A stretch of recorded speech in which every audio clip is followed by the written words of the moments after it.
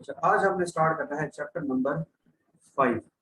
आज हम macro economic start करने जा रहे हैं और इसमें हमारे दो एजेंट्स थे, एक था गवर्नमेंट और एक था फॉरेन ट्रेडर। तो फॉरेन ट्रेडर को हम आगे पढ़ेंगे, अभी हम गवर्नमेंट के रिलेटेड सारे इश्यूज पढ़ेंगे। तो नेशनल इनकम, नेशनल का मतलब होता है कौमी, इनकम का मतलब होता है आमदन।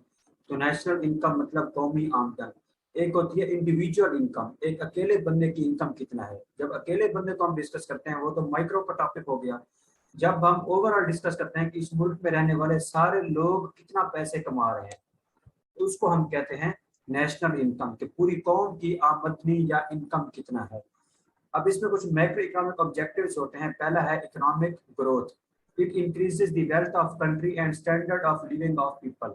इकोनॉमिक ग्रोथ का मतलब है कि किसी भी मुल्क की जो मईशत है उसकी तरक्की की क्या रेशो है, वो तरक्की कर रही है या नहीं।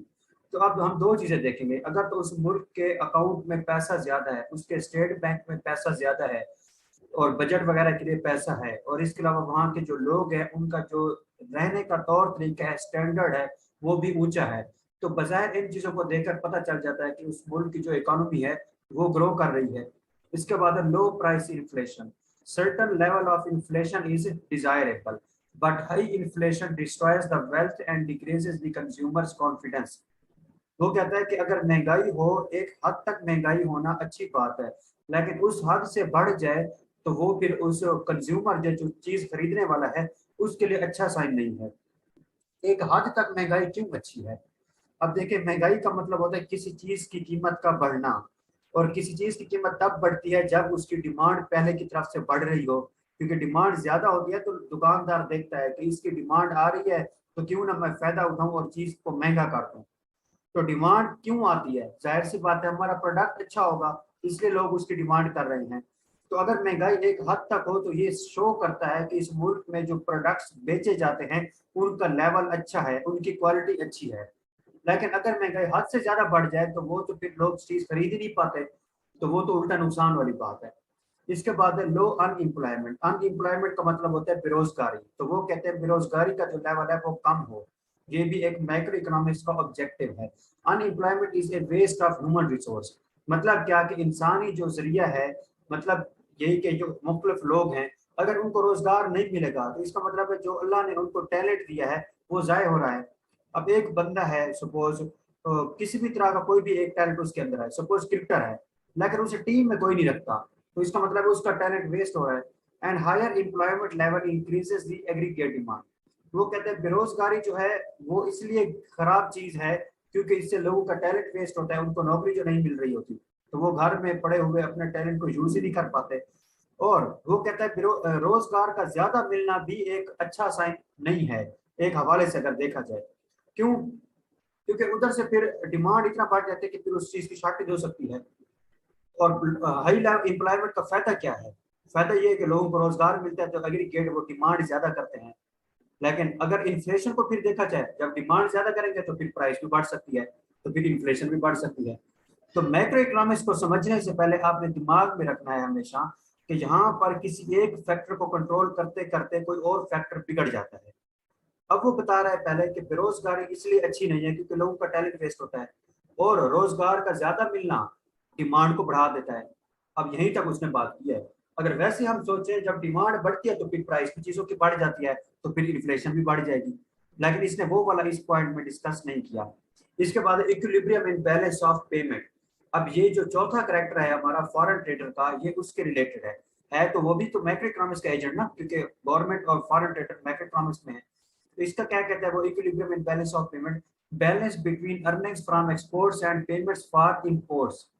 मतलब ये कि हमने अमेरिका से 100 रुपए की चीज पाकिस्तान लेकर आए हैं और 100 की चीज हमने यहाँ से अमेरिका भेजी, तो 100 की चीज इंपोर्ट की और 100 की ही एक्सपोर्ट की, तो दोनों क्या थी, 100 रुपए की, दोनों की वैल्यू बराबर थी। मतलब क्या कि जो पेमेंट्स हमने अमेरिका को की हैं और जो पेमेंट्स अमेरिका से ली हैं दोनों इक्वल है, तो इसका मतलब इनमें बैलेंस है, इक्विलिब्रियम है।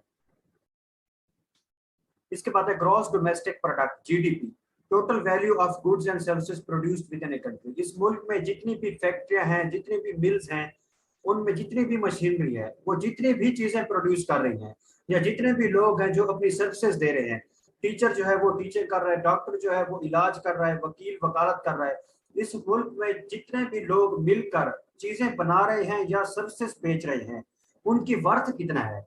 अगर उनको बेचा जाए, गुड्स प्रोड्यूस करके बेची जाए या सर्विसेज को सेल किया जाए, तो उससे अर्निंग कितनी होगी। अर्निंग उतनी होगी ना जितनी उनकी वर्थ होगी।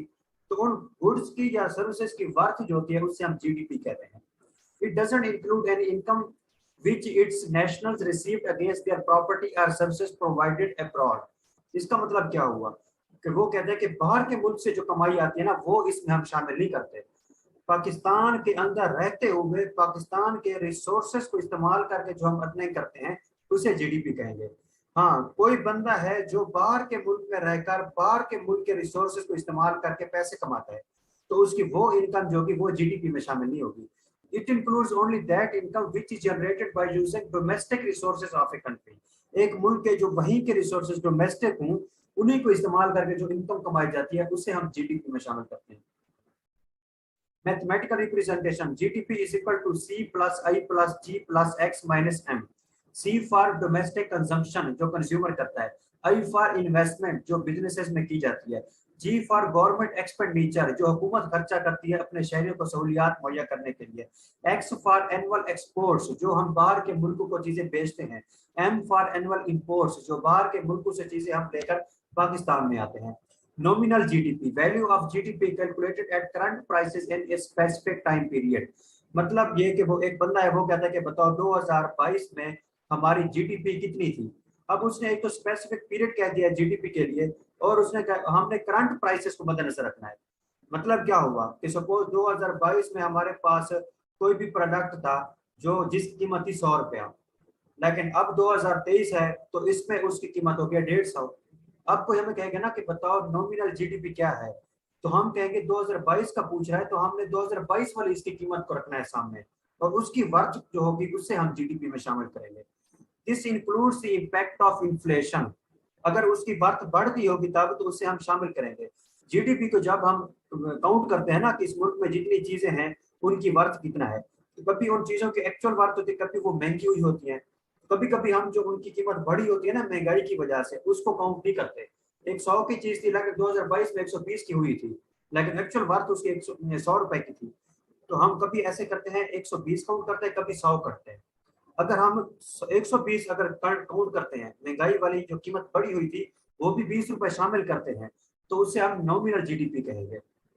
ठीक है, लेकिन अगर हम महंगाई की वजह से जो कीमत बढ़ी हुई थी उसको शामिल नहीं करते, सिर्फ उसकी एक्चुअल वर्थ को शामिल करते हैं, काउंट करते हैं जीडीपी में, तो वो रियल जीडीपी होगी। रियल का मतलब भी यही होता है, हकीकी। It is an inflation adjusted value, वही कि इन्फ्लेशन को हमने एडजस्ट किया है, काउंट नहीं किया। It expresses the value of goods and services produce in a country in base year price.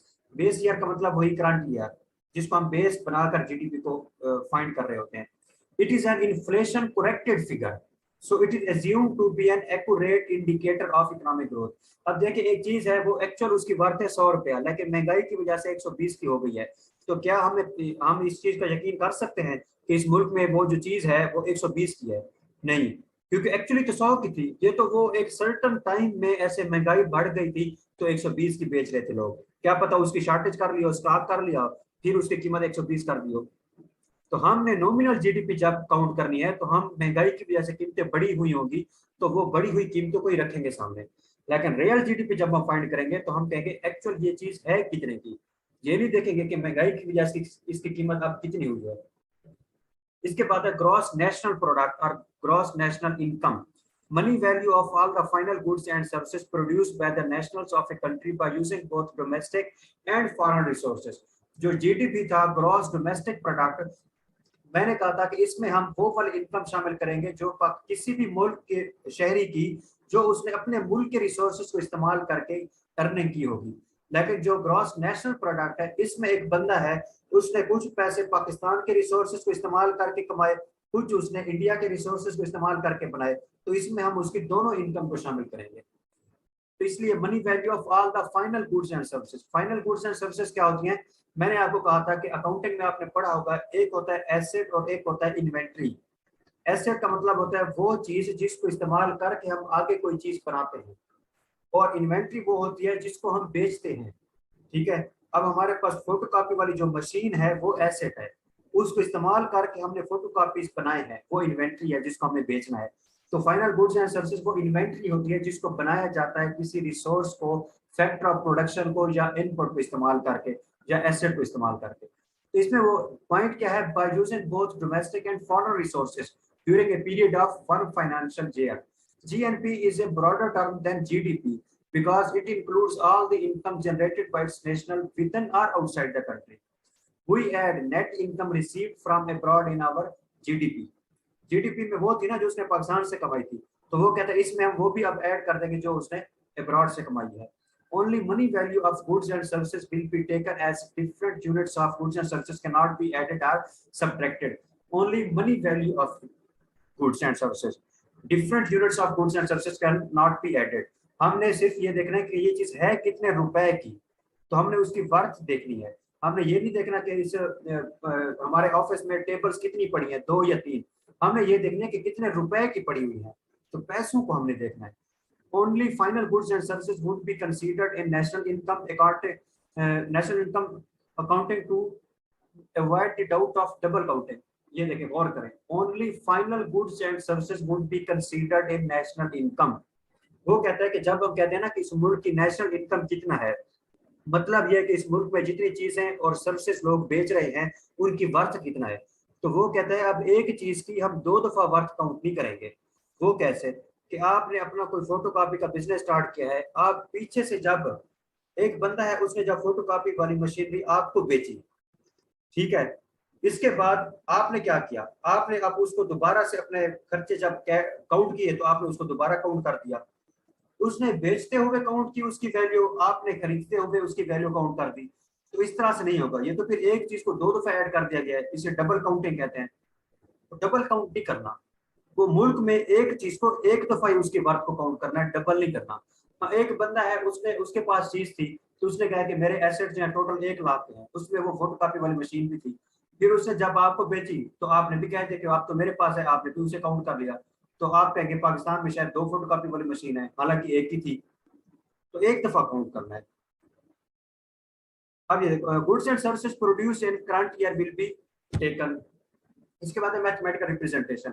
GNP is equal to GDP plus net income from abroad. मैंने कहा है ना कि जीएनपी में हम डोमेस्टिक लेवल पे अपने रिसोर्सेज को इस्तेमाल करके जो अर्निंग करेंगे प्लस जो अब्रॉड के रिसोर्सेज पे इस्तेमाल करेंगे।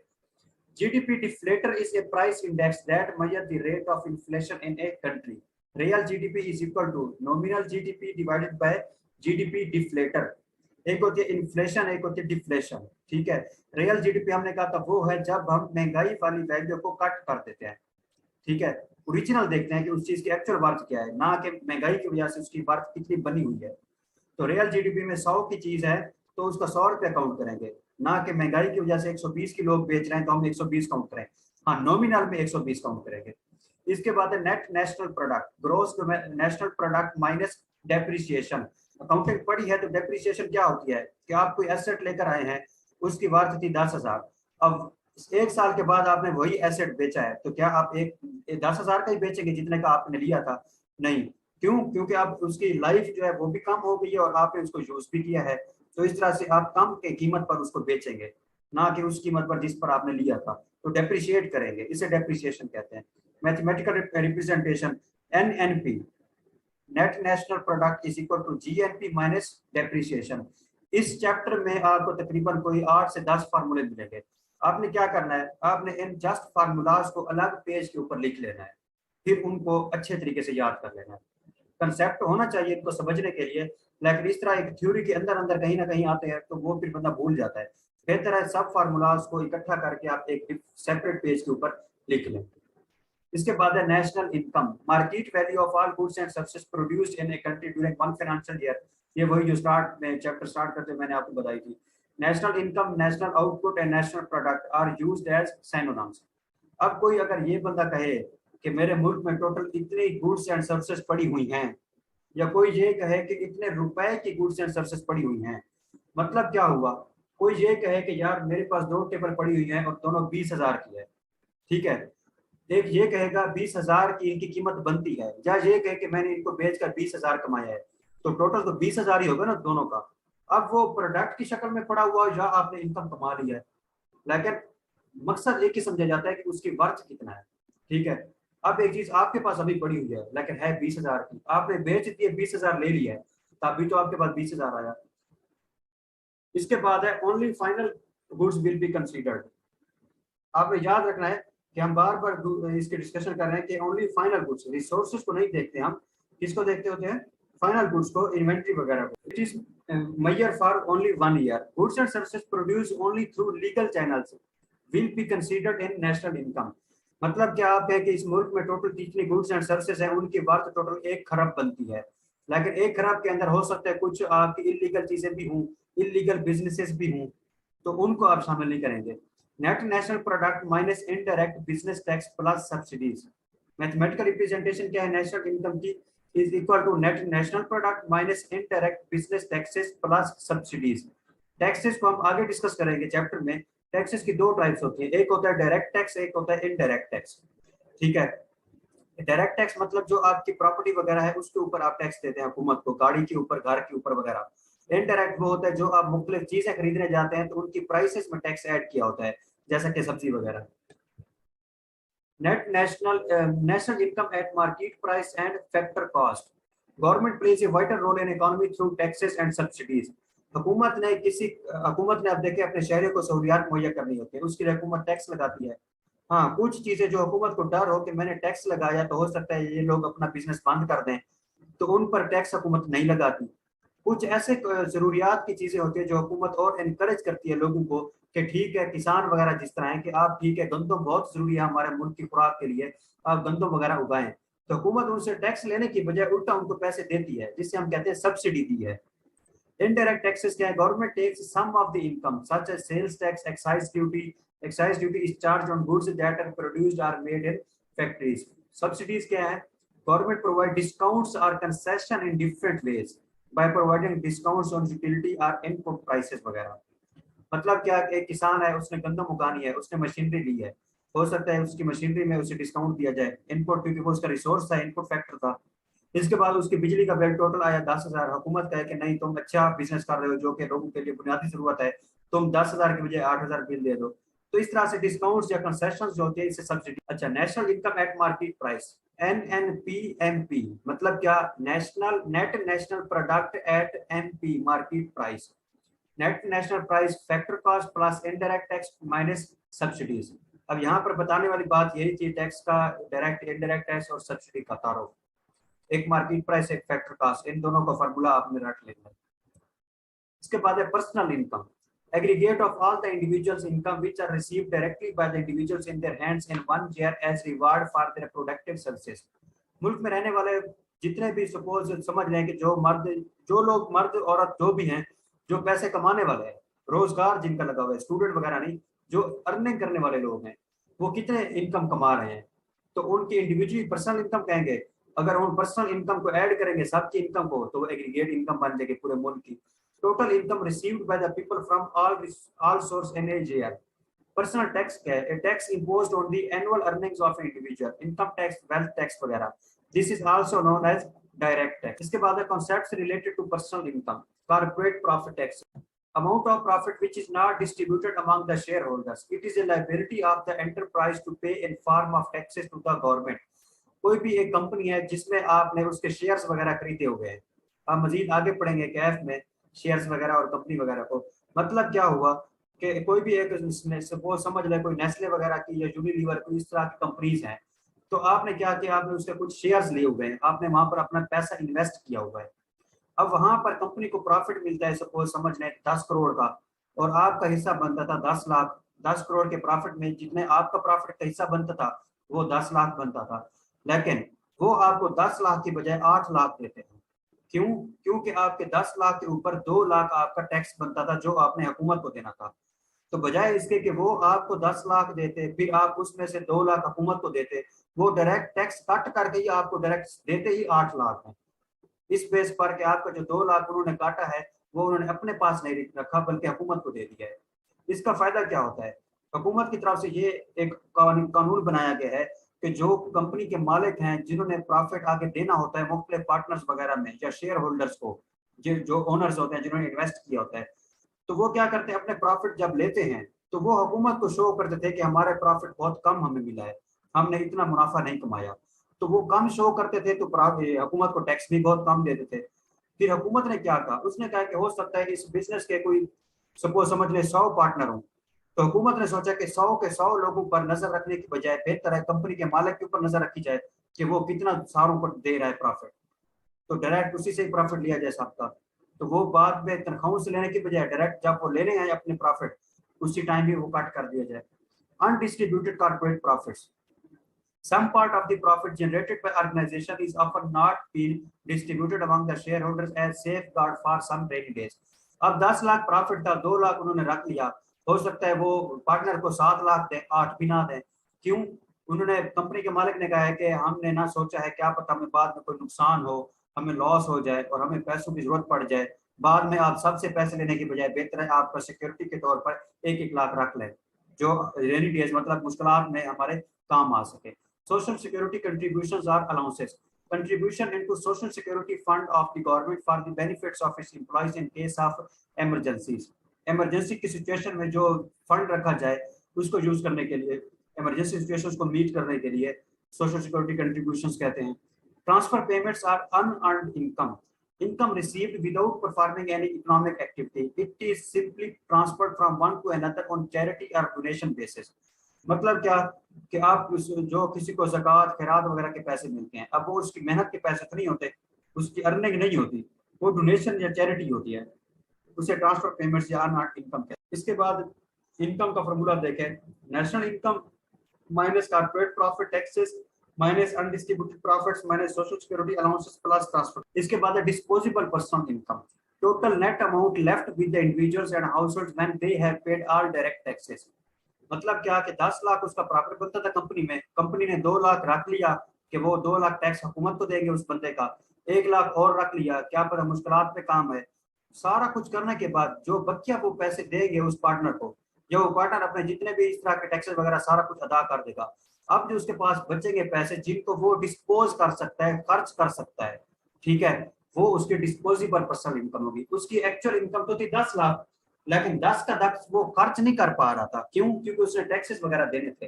तो टैक्सेस वगैरह देने के बाद एंड पर जितनी इनकम उसके पास बची है जिसको वो डिस्पोज कर सकता है, यूज कर सकता है, खर्च कर सकता है, तो वो उसकी डिस्पोजेबल पर्सनल इनकम होगी। सपोज जिस तरह 2 लाख टैक्स दिया, 1 लाख उसने और रखवाया था इमरजेंसी हालात को मीट करने के लिए, बकिया जो 7 लाख उसके पास बचा जिसको वो इस्तेमाल कर सकता था अपने जरूरियात के लिए, वो उसकी डिस्पोजेबल इनकम थी।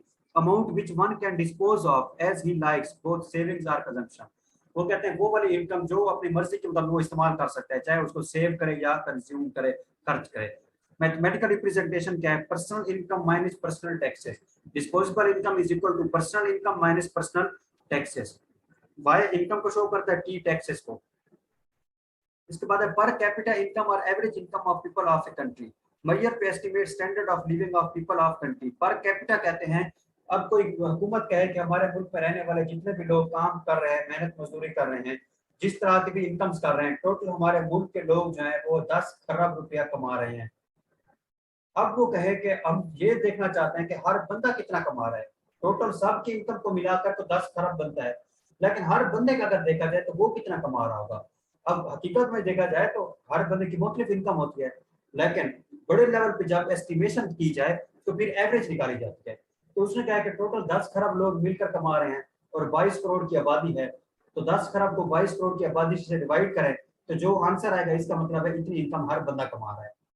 वैसे देखा जाए जाहिर सी बात है 22 करोड़ में 22 के 22 करोड़ पैसे तो नहीं कमाने वाले, वो बच्चे भी हैं, औरतें भी हैं, हाउस वाइफ भी हैं, और इसके अलावा कुछ मर्द भी हैं जो पैसे नहीं कमाते, निकम्मे हैं, कोई बहुत ज्यादा कमा रहे हैं, कोई कुछ नहीं कमा रहे हैं, कोई थोड़ा बहुत कमा रहे हैं, तो वेरिएशंस तो हैं, लेकिन एट द एंड एवरेज निकाली जाती है।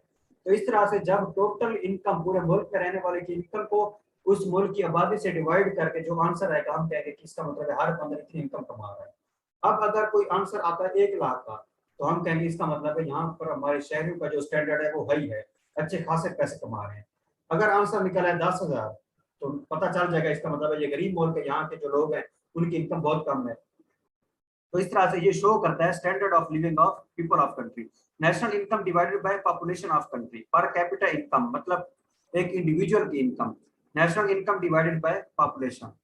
इसके बाद है circular flow of national income. National income जो वो कैसे फ्लो करती है, income keeps on flowing in the country throughout the year, therefore it is called as circular flow of national income. अब ये देखें यहाँ पर एक उसने ऊपर शो किया है फैक्टर्स ऑफ प्रोडक्शन के जो हाउस होल्ड है ना वो इनपुट के तौर पर किसी फर्म में काम करते हैं, सपोज लेबर के तौर पर, तो वो फर्म को फैक्टर्स ऑफ प्रोडक्शन दे रहे हैं, और जो फर्म है वो हाउस होल्ड को क्या दे रही है, rewards of factor of production, मतलब उनकी सैलरी वगैरह। इसके अलावा जो हाउस होल्ड है वो दुकान से कुछ खरीदने भी जाते हैं तो उनकी प्राइसेस वगैरह देते हैं फर्म को, prices of goods and services, और जो फर्म है वो क्या करती है, वो उनको गुड्स एंड सर्विसेज देती है। ठीक है, इसके बाद जो हाउस होल्ड हैं वो क्या करते हैं, इसका इन्वेस्टमेंट वगैरह तो किस में, फार्म वगैरह में। अब देखिए इंजेक्शन, फर्म में पैसा कहाँ से आ रहा है, जाहिर सी बात है इन्वेस्टमेंट से आ रहा है, जिस बंदे ने दुकान खोली हुई है फार्म वगैरह, तो पैसे वगैरह उसके ऊपर इंजेक्ट कर रहे हैं, उसके इंजेक्शन इसे कहते हैं। और हाउस होल्ड जो टैक्स वगैरह दे रहे हैं तो वो पैसे लीक कर रहे हैं अपनी जेब में से, उससे लीकेजेस कहा जाता है। तो ये फार्म और हाउस होल्ड का ये फ्लो हमने पहले वैसे पढ़ा था, मेरे ख्याल से पहले चैप्टर में था। इसके बाद है steps, firm sell the goods और सर्विसेज टू हाउस होल्ड्स, ये वही जो ऊपर डायग्राम है ना उसी के स्टेप्स हैं। फर्म सेल्स गुड्स और services to household, household buy goods और services from firm, households act as factor of production for firm in case in shape of या इन फॉर्म ऑफ लेबर या worker, firm give rewards to households like salary. Conclusion क्या निकला, money value of final goods and services is exactly equal to the aggregate amount of rewards to the factors if all the rewards are met at full. Money value of final goods and services is exactly equal to the aggregate amount of rewards to the factor. जाहिर सी बात है, वो कहता है कि एक दुकान है उसने कोई 10,000 की चीजें प्रोड्यूस की हैं, 10,000 की चीजें बेचेगी तो वही 10,000 अपने फैक्टर के ऊपर खर्च करेगी, किस तरह से अपना प्रॉफिट रखेगी, कैपिटल के ऊपर इंटरेस्ट देगी, लेबर को सैलरी देगी और लैंड का रेंट देगी, तो वो खर्चे 10,000 पूरा पूरा इस तरह से पूरा हो गया। Spending of one side creates income on the other side, जाहिर सी बात है जो दुकान से चीज हम खरीदने जाते हैं हमारी तरफ से खर्चा होता है, फर्म के लिए वो इनकम होती है। Every rupee spent to produce goods and services will generate income on the recipient and in the form of rewards. Measurement of national income, three important factors. National income को find करने के लिए हमारे पास तीन important factors होते हैं। कौन से? There are millions of goods and services and millions of places where these products are being produced in a country, समझ लगी होगी बात की। Second, there are millions of people who are engaged in production of such goods and services living at different areas. Third, there are thousands of ways through which they are getting their rewards or payments. इसके बाद कुछ methods हैं national income को find करने के। पहला है expenditure और इनपुट मेथड। एक्सपेंडिचर क्या होता है? खर्चा। दूसरा है प्रोडक्ट और आउटपुट अप्रोच। तीसरा है इनकम अप्रोच। पहला क्या? Expenditure approach. National income can be calculated by adding total expenditure done by all the agents of an economy during one year, कि चार के चार एजेंट जो है उनकी तरफ से खर्चा क्या हो रहा है, तो उसको हम इसमें ऐड करते हैं तो हमारा टोटल खर्चा निकल आता है, तो हम नेशनल इनकम उसे कहते हैं।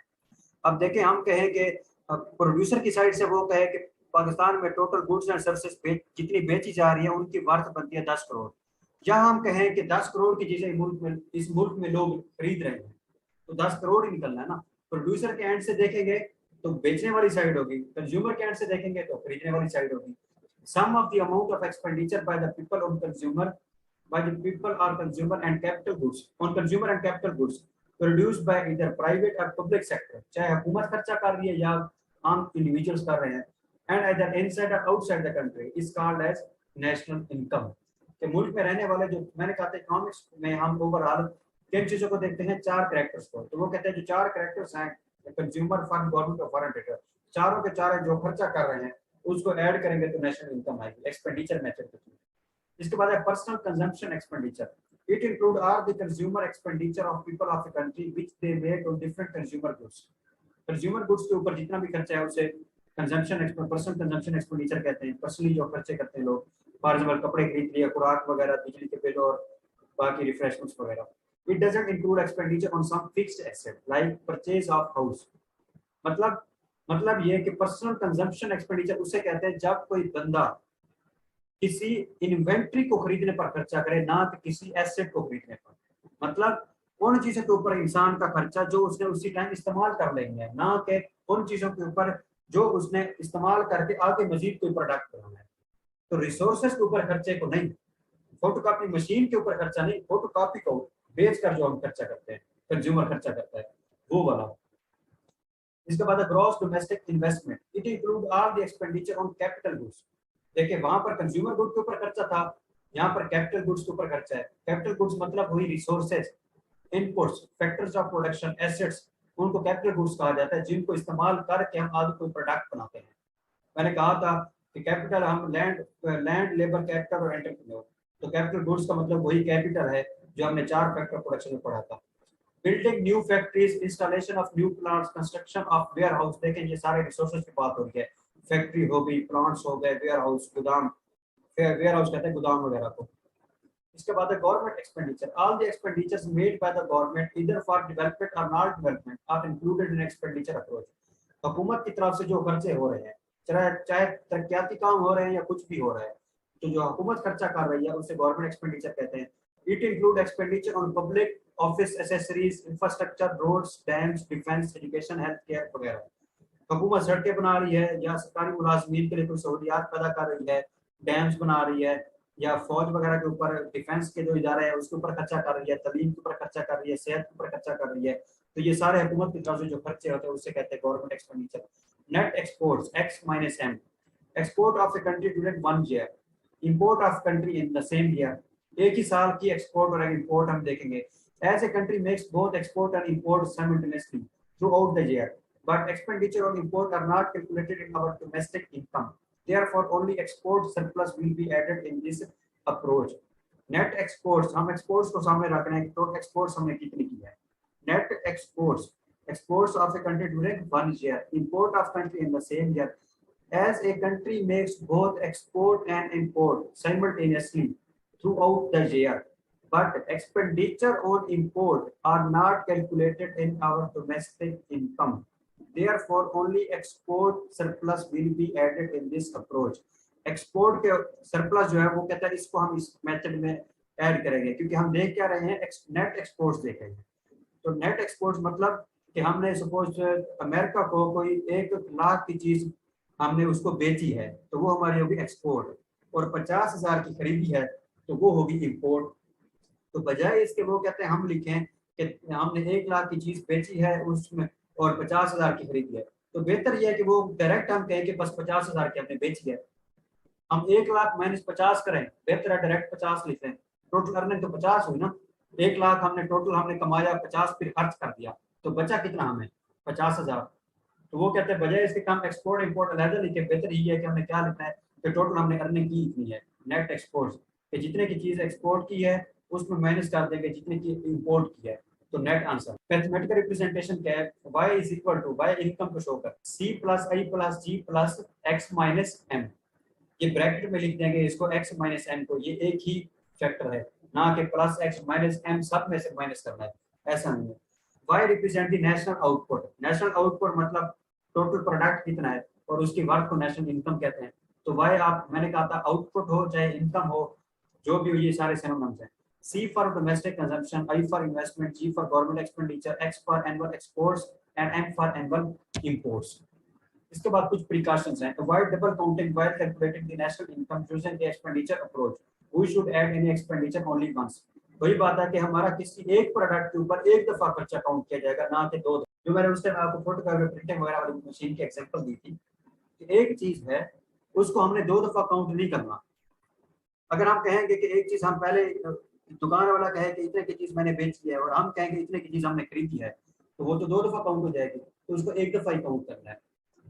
इसके बाद क्या, expenditure only for newly produced goods, newly produced goods, हाँ। एक्सपेंडिचर ऑन रिकंडीशनड और used goods such as used car, old building, second hand plant is to be excluded. मतलब क्या कि जो पुरानी चीजों के ऊपर हम खर्चा कर रहे हैं, तो जब अब हम कहें कि हमने पुरानी कोई गाड़ी खरीदी है, अब हम उसका खर्चा ऐड करें, और जिसने नई गाड़ी खरीदी थी उसने तब भी तो उसके ऊपर खर्चा ऐड किया था, तो वो तो फिर 2 दफा हो गया। तो इस तरह से सेकंड हैंड चीजों के ऊपर हम जो खर्चा करते हैं उसको हम नेशनल इनकम में काउंट नहीं करते, वो फिर डबल काउंटिंग हो जाएगी।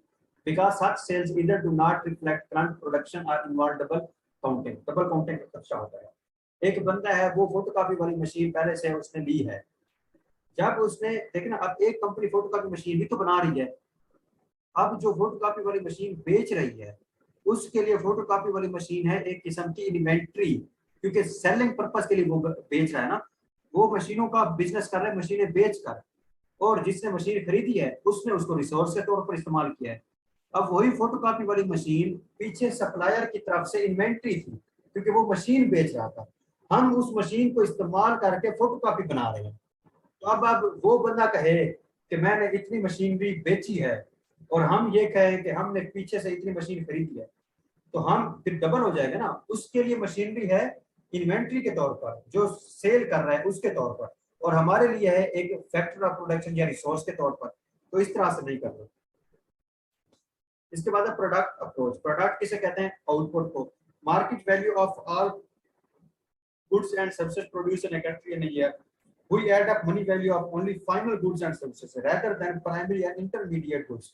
Final goods का मतलब जब एक प्रॉपर प्रोडक्ट बन जाए जिसको हम अब हमने सेल करना है, तो उसकी बात को देखा जाता है, और इसमें रिसोर्सेज को नहीं देखा जाता। तो फाइनल गुड्स को देखना है, इन्वेंट्री की बात कितना है वो वाली।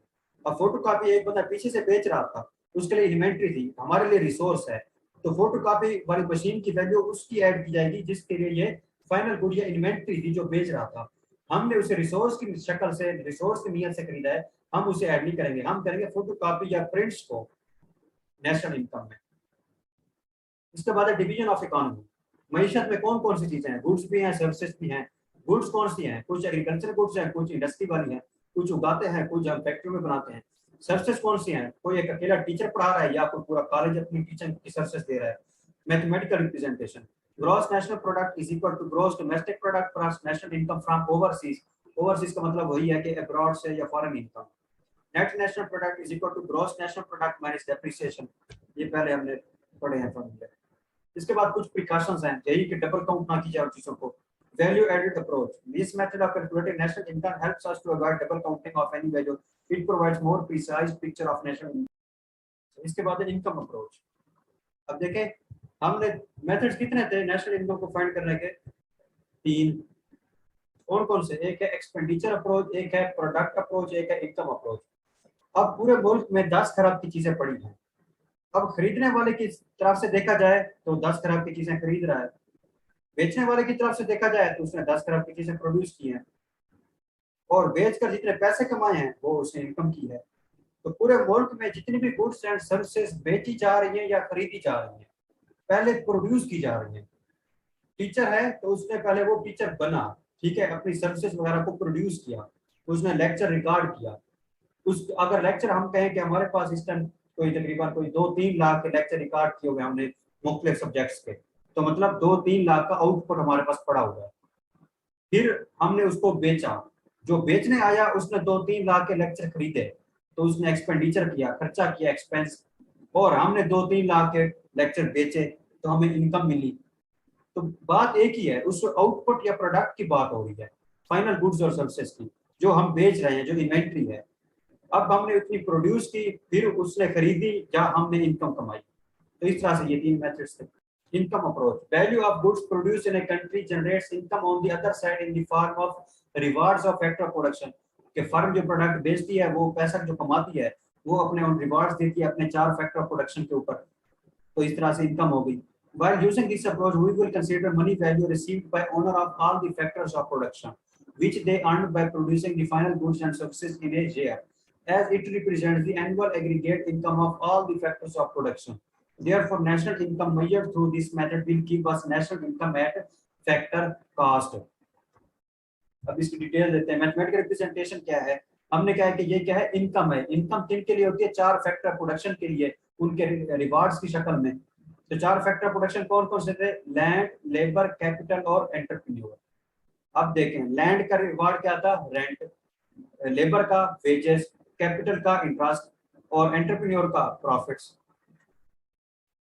इसके बाद इसकी प्रिकॉशंस क्या है? Transfer payments. While calculating national income, some of the payments received by household without performing any marketable activity must be avoided. For example, pension fund, gifts, scholarships. अब एक स्टूडेंट बंदा है जो के साथ साथ कमा भी रहा है और स्टूडेंट भी है।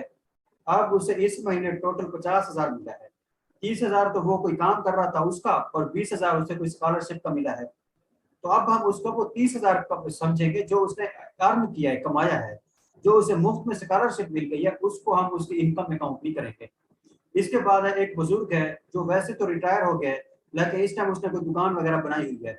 अब दुकान से जो इनकम इनकम वो अर्न कर रहा है उससे नेशनल इनकम में काउंट करेंगे, लेकिन जो उसे पेंशन मिल रही है उससे काउंट नहीं करेंगे। पेंशन क्यों मिल रही है, क्यों नहीं काउंट करेंगे? क्योंकि वो इस मुल्क में कोई फाइनल गुड्स या सर्विसेज की वर्थ थोड़ी है, वो तो उसे मुफ्त में मिल रही है हुकूमत की तरफ से। इसी तरह से आपकी जेब में टोटल समझ लें तो 20,000 है, जिनमें से आपको कोई 10,000 जो है वो ईदी मिली है। तो इस तरह ईदी या गिफ्ट्स वगैरह जो आपको मिले हैं वो भी इस मुल्क के फाइनल गुड्स एंड सर्विसेज थोड़ी हैं, तो हम उसको वर्थ में काउंट नहीं करेंगे, वो आपकी इनकम में शामिल नहीं होंगे। Income earn through illegal activity, any income earn or received through illegal activity not be included in national income. Theft, robbery, smuggling, bribery वगैरह, तो चोरी और डकैती वगैरह से, स्मगलिंग से जो पैसे आप कमाते हैं वो भी इस मुल्क की नेशनल इनकम में हम काउंट नहीं करेंगे। इसके बाद इसकी डिफिकल्टीज क्या होती हैं? Lack of trained staff, illiteracy और unreliable record keeping, inadequate information cost by poor collection procedures वगैरह, ये मुश्किलात आ सकते हैं। इसके बाद importance of national income, assessment of economic performance. अगर नेशनल इनकम मुल्क की ज्यादा है, ज्यादा पैसा लोग कमा रहे हैं, तो हम यही समझेंगे इसकी इकोनॉमी अच्छी है। तो इस तरह से हम इसके असेसमेंट कर सकते हैं अपने मुल्क की इकोनॉमिक परफॉर्मेंस को। Measuring life standards of people through data about पर कैपिटा इनकम, एवरेज इनकम निकाली थी हमने, तो हमने कहा हमें अंदाजा पता चल जाएगा हर बंदे की पर कैपिटा इनकम या एवरेज इनकम 10,000 है तो मतलब गरीब लोग हैं, 1 लाख है तो अमीर होंगे। Estimation of distribution of national income, distribution of national output या national income among factors of production, helping in economic planning by government authorities, comparing economic growth among countries, Pakistan और किसी और मुल्क का मुकाबला